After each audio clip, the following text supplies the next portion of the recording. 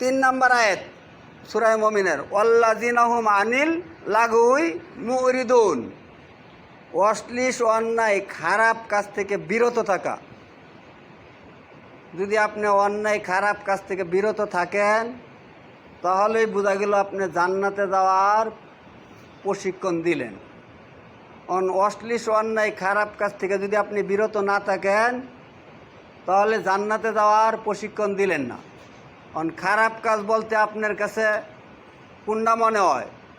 যে অন্যের ক্ষতি করা এটা খারাপ কাজ, চুরি করা খারাপ কাজ, জিনা করা খারাপ কাজ, লুটপাট করে খাওয়া খারাপ কাজ, মানুষকে কষ্ট দেওয়া খারাপ কাজ।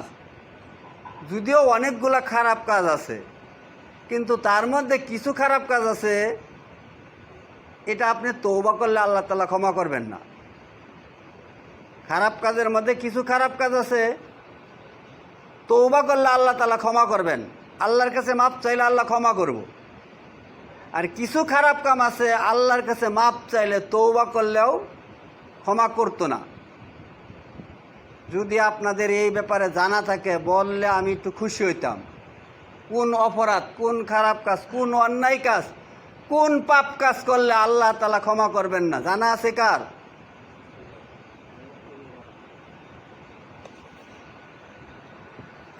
আপনাদের মসজিদে অনেক দিন আলোচনা করছি, পুরস্কার দেওয়ার জন্য আপনাদের জানাইছি। একজনে পুরস্কার নিয়ে গেছে আলহামদুলিল্লাহ, আরও পুরস্কার দিতে পারবো যদি আপনারা খেয়াল করে আলোচনা শুনেন।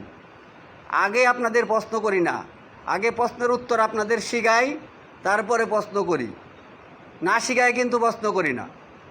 ছেলেমেয়েরা যে লেখাপড়া করে এদেরকে আগে শিক্ষা দেয়, শিক্ষা দেওয়ার পরে এদের টেস্ট পরীক্ষায়, তারপরে ফাইনাল পরীক্ষায়।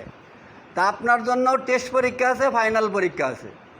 কবরে যেটা আপনি ফাইনাল পরীক্ষা দিবেন, এর আগে যদি আপনি টেস্ট পরীক্ষা না দিতে পারেন, এর আগে যদি আপনার অন্যায় কাজটা নিজে না বুঝতে পারেন, তাহলে সেই অন্যায় কাজ থেকে আপনি কিভাবে বিরত থাকবেন?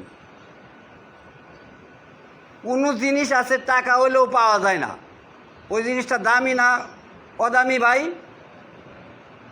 কোনো জিনিস আছে টাকা হইলেও আপনার প্রয়োজন, আপনি মনে করতেছেন যে আমার লক্ষ টাকা লাগলো, আমার প্রয়োজন, কিন্তু আপনি পাইতেছেন না। ওই জিনিসটা আপনার কাছে কি দামি না ভাই? তো যত অপরাধ করেন আল্লাহ ক্ষমা করব, এই অপরাধটা আল্লাহ ক্ষমা করতো না। এটা কি আপনার খুব বুঝার বিষয়টা না ভাই? একজনে কি বলছে? অন্যের হক। একজনে কি বলছে? অন্যের হক। মাশাআল্লাহ, চমৎকার উত্তর দিয়েছেন, চমৎকার উত্তর দিয়েছেন। এটা আল্লাহ ক্ষমা করবেন না। আবু জেহেল, উতবা, সাইবা, আবুল আহাব বড় বড় কাফের, কিন্তু তারাও শিরক করছে, কিন্তু তারা তওবা করে নাই, ক্ষমা পায় নাই। কিছু সাহাবী আজমাইন শিরক করার পর তওবা করছে, আল্লাহ তাআলা তাদেরকে ক্ষমা করে দিয়েছেন। যেমন উমর রাদিয়াল্লাহু তাআলা আনহু,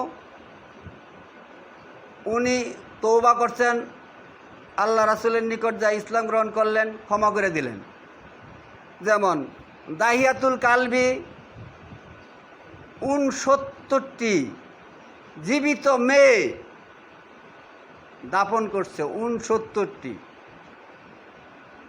লাস্টে তার একটা মেয়ে নাম হচ্ছে জামিলা, ওই মেয়েটা তার স্ত্রীর গর্ভে রাইখা সে সফরে গেছে। আমাদের দেশের মানুষ যেরকম 10 বছর 5 বছর লেগে বিদেশ যায়, এরকম দাহিয়াতুল কালবি তার স্ত্রীর গর্ভে একটা সন্তান রাইখা সে সফরে গেছে। ওই সন্তানটা গর্ভে রাইখা যাওয়ার সময় তার স্ত্রীরে বলছে, যদি তোমার গর্ভে মেয়ে হয় তাহলে কি করবা? জীবিত মাটি দিয়ে দিবা, আর যদি ছেলে হয় তাহলে মাটি দেওয়ার দরকার নাই। যেহেতু দাহিয়াতুল কালবি 69টি মেয়ে তার গোত্রের, তার বংশের মেয়েগুলারে জীবিত মাটির তলে গাড়ছে, সে কি একটা অপরাধী লোক? কি লোক না ভাই? অপরাধী। যখন সে বিদেশের থেকে বাণিজ্যিক কইরা বাড়িতে আসছে, আসার পর তার স্ত্রীরে জিজ্ঞেস করছে কি সন্তান হয়েছে, কমে কয় কি করছো, আমার মাটির নিচে গাড়ার মতন পাষাণ হৃদয় নাই, আমি গাড়তে পারি নাই, আপনি গাড়তে পারেন। কিন্তু মেয়েটা আপনার চেহারা আর মেয়েটার চেহারা হুবহু একই চেহারা, আপনার মুখের কাটিংটা আপনার মেয়েটা পাইছে, এত সুন্দর। মানে জামিলা অর্থই সুন্দর, নাম রাখছে জামিলা। দাহিয়াতুল কালবি কয়টা খুন করছে ভাই? 69টা। মানে আপনার পাপটা বোঝানোর জন্য আপনার কি পরিমাণ ক্ষমা চাওয়া উচিত, কোন পাপ ক্ষমা করতো না, এটা আপনার বোঝার জন্য আজকে আলোচনাটা করতেছে।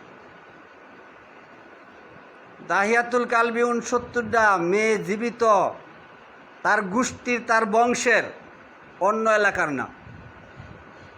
সে জীবিত মাটির নিচে গাড়ল, কিন্তু তার নিজের মেয়ে দাহিয়াতুল কালবির নিজের একটা মেয়ে জামিলা সুন্দরী, এই মেয়েটাকেও তার স্ত্রীর অর্ডার দিছে গাড়ার জন্য, তার স্ত্রী গাড়তে পারে নাই।